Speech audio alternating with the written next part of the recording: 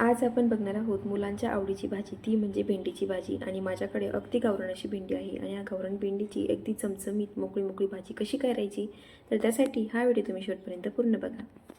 तर सुरुवातीला माझ्याकडे इथे मस्त अशी ही गावरान भेंडी आहे. लालसर काळपट रंगाची ही भेंडी असते.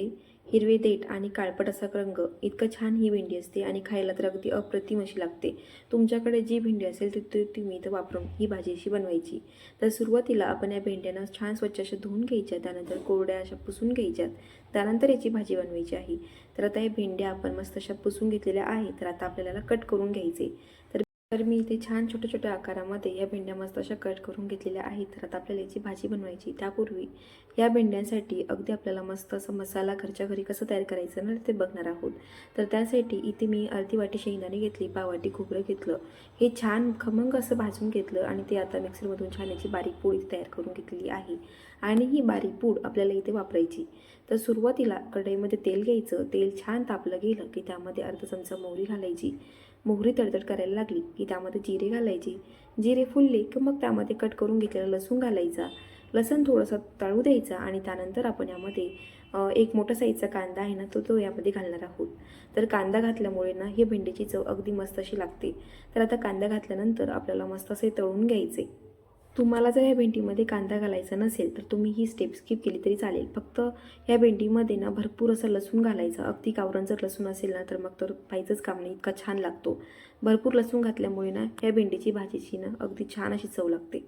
तर बघा, कांदा मस्त खरपूस असा तळला गेलेला आहे. अगदी लालसर असा दिसायला लागलाय. तर त्यावेळेला काय करायचे, अर्धा चमचा आपण इथे हळद पावडर घालणार आहोत. 1 ते 1.5 चमचा लाल तिखट घालायचे. चवीनुसार घालायचं. तुम्हाला कमी जास्त हवं असेल तर त्यानुसार तुम्ही ते घाला. त्यानंतर आता आपल्याला यामध्ये चवीनुसार मीठ घालायचं आणि आता ही फोडणी मस्त अशी एकदा परतून घ्यायची.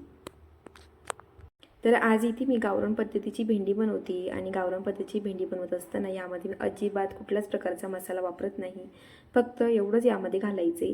त्यानंतर आता ही फोडणी मस्त अशी तळून घेतली की आपण यामध्ये मस्तपैकी कट करून घेतलेली जी भेंडी आहे ना ती यामध्ये घालून घेणार आहोत. आता हे सर्व छान असं एकत्रित करून घ्यायचं. भेंडी या फोडणीमध्ये मस्त अशी एकत्रित करून घेतली जेणेकरून याला मस्त असं तेल, तिखट, मीठ सर्व लागलं जाईल. आता छान असं एकत्रित झालेली भेंडीवरती आपल्याला झाकण ठेवायचं. झाकण ठेवून 2 ते 3 मिनिट याला मस्त अशी कमी गॅसवरती वाफ काढायची आहे. बऱ्याचदा आपण भेंडीवरती झाकण ठेवत नाही, का बरं तर ते चिकट होते. असं अजिबात नाही. झाकण जर ठेवलं तर भेंडी मस्त अशी शिजली जाते. अजिबात चिकट होत नाही. छान अशी शिजली गेली की चिकट होत नाही, छान मोकळी मोकळी होते.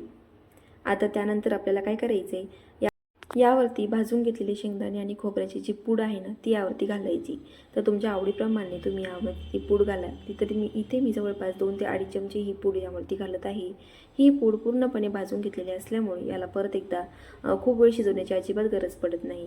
गॅस अगदी लो आहे आणि लो गॅसवरती आपण हे छान असं एकत्रित करून घेत आहोत. अगदी 1 मिनिट आपल्याला हे छान असं परतून घ्यायचं. त्यानंतर गॅस बंद करायचा.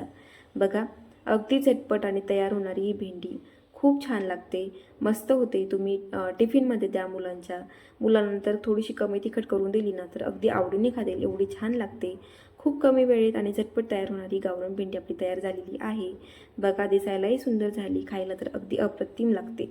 त्यामुळे तुम्ही सुद्धा एकदा तरी ह्या पद्धतीने ही भेंडी तयार करून बघा. अजिबात चिकट होत नाही, मस्त होते.